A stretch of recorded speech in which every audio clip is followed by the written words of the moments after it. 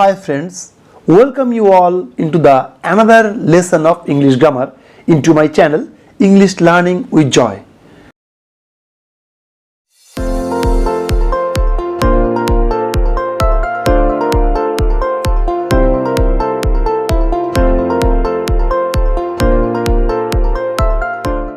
আজকের ক্লাসে আমরা আলোচনা করতে চলেছি তিনটি বিষয়ের উপরে। সেটা কি? প্রথমে হলো সেটা ডিসগাইজড প্রিপোজিশনের উপরে আমরা আলোচনা করব, মানে কি করে একটি সেন্টেন্সের মধ্যে প্রিপোজিশন ডিসগাইজনেস করে থাকে।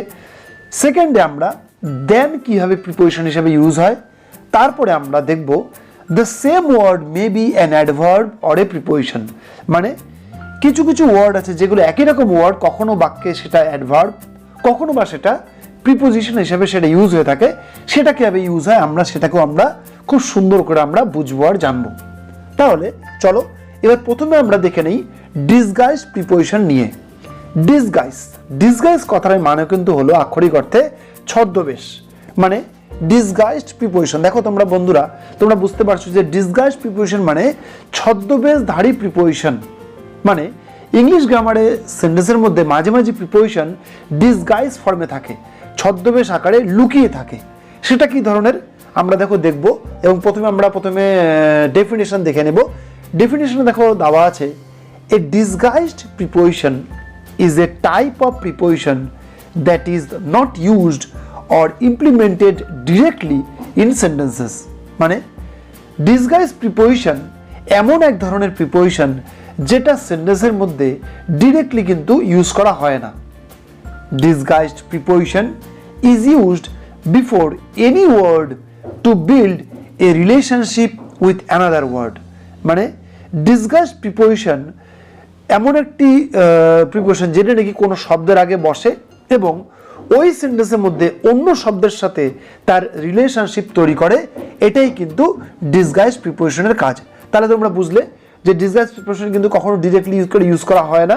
যখন সেটা ইউজ করা হয় তখন কিন্তু সেটা কোনো একটা ওয়ার্ডের আগে বসে, যেটা আমরা জানি প্রিপোজিশনের নিয়ম, সেভাবেই বসে এবং ওই সেন্টেন্সের মধ্যে অন্য ওয়ার্ডের সাথে তার একটি রিলেশনশিপ তৈরি করে।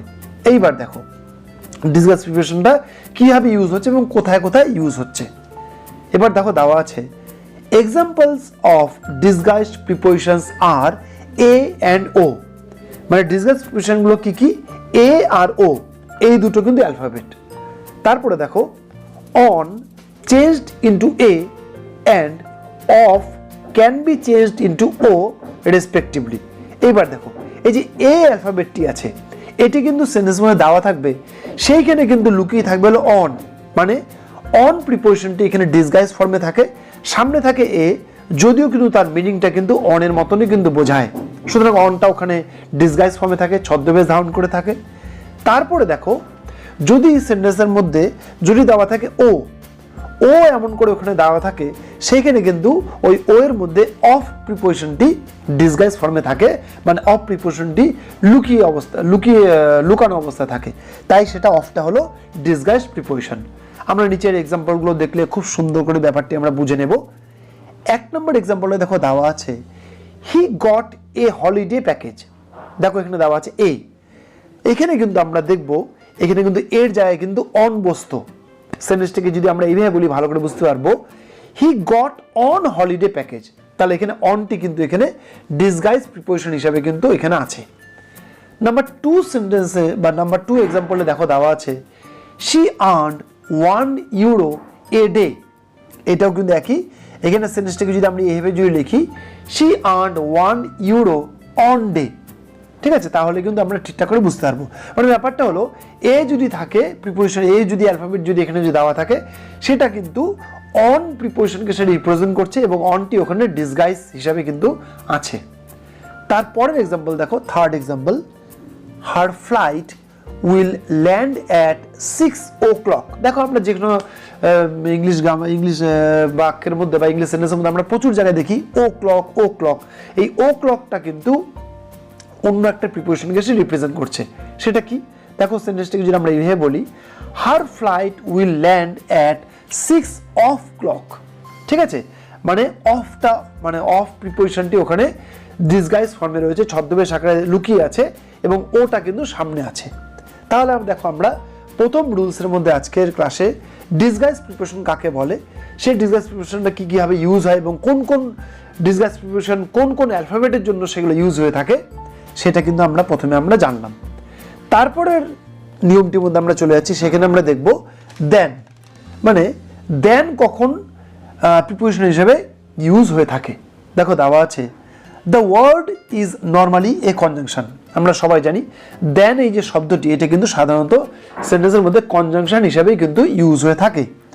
ফলোইং এ কম্পারেটিভ ডিগ্রি, কম্পারেটিভ ডিগ্রি মানে যখন কোনো তুলনা করা হয় তখন কিন্তু দেন কিন্তু পুরোপুরি তুলনা করার ক্ষেত্রেই কিন্তু ইউজ হয়ে থাকে, ঠিক আছে। But it is also used as a preposition in some cases, কিন্তু কিছু কিছু ক্ষেত্রে এই দেন শব্দটি কিন্তু প্রিপোজিশন হিসেবে ইউজ হয়ে থাকে, particularly before relative and personal pronoun, মানে রিলেটিভ প্রোনাউন বা পার্সোনাল প্রোনাউনের আগে কিন্তু বিশেষ করে এই দেন ওয়ার্ডটি প্রিপোজিশন হিসেবে ইউজ হয়ে থাকে।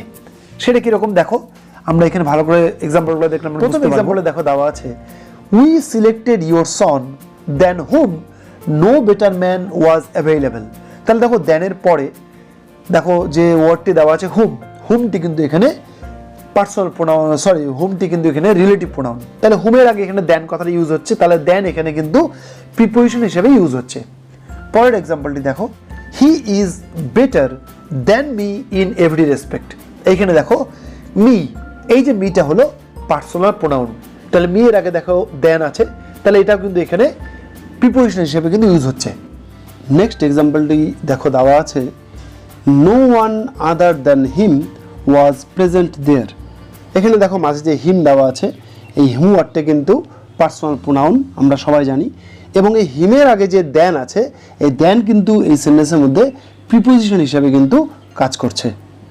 তাহলে আমরা দেখছি যে দেনটা ম্যাক্সিমাম ক্ষেত্রে কিন্তু কম্পারেটিভ ডিগ্রিতে তুলনা করার ক্ষেত্রে সেটা সেন্টেন্সের মধ্যে ইউজ হয়ে থাকে কনজাংশন হিসাবে, কিন্তু কিছু কিছু ক্ষেত্রে রিলেটিভ অর পার্সোনাল প্রোনাউনের আগে বসে দেন প্রিপোজিশনের সেন্স আনে এবং প্রিপোজিশন হিসাবে কিন্তু ইউজ হয়ে থাকে। ওকে, থার্ড যে নিয়মটি আমরা পড়ব সেটি হলো some words can be used as either prepositions or adverbs, মানে কিছু কিছু শব্দ সেন্টেন্সের মধ্যে এক হলে প্রিপোজিশন হিসাবে বা কখনো অ্যাডভার্ব হিসাবে ইউজ হয়ে থাকে। If the word has an object it is acting as a preposition, যদি সেই শব্দটির যদি অবজেক্ট থাকে তাহলে সেটি প্রিপোজিশন হিসেবে কাজ করে। If it has no object it is acting as an adverb, কিন্তু সেই শব্দটির যদি কোনো অবজেক্ট না থাকে তাহলে সেই শব্দটি কিন্তু সেন্টেন্সের মধ্যে অ্যাডভার্ব হিসেবে কাজ করে। তোমরা আবার বোঝো, যদি সেন্টেন্সের মধ্যে কোনো শব্দ বা কোনো ওয়ার্ড অবজেক্ট গ্রহণ করে বা অবজেক্ট নেয় তাহলে সেটি সেন্টেন্সের মধ্যে প্রিপোজিশন হিসেবে ইউজ হয়।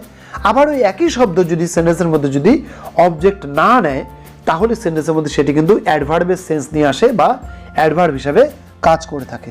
তাহলে দেখো প্রথমে আমরা দেখছি অ্যাডভার্ব, হি ওয়েন্ট অন, ঠিক আছে। তাহলে এই যে অন ওয়ার্ডটি, এই ওয়ান ওয়ার্ডটি কিন্তু এখানে কিন্তু অ্যাডভার্ব হিসেবে কাজ করছে, যে কিন্তু প্রিপোজিশন হিসেবে কাজ করছে না, কারণ এর পরে কিন্তু কোনো অবজেক্ট নেই।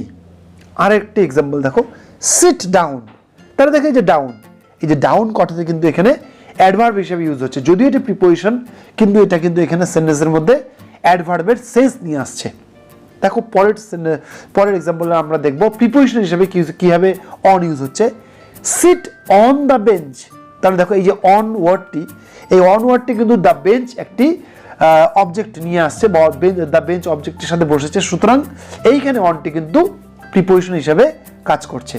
আবার দেখো the boat goes down the river, তাহলে দেখো এখানে ডাউন যে প্রিপোজিশনটি আছে তারপরে দ্য রিভার অবজেক্টটি আছে, তাহলে যখন নাকি দ্য রিভার অবজেক্টটি পেলো এখানে ডাউন প্রিপোজিশনটি কিন্তু প্রিপোজিশন হিসেবেও কিন্তু কাজ করলো।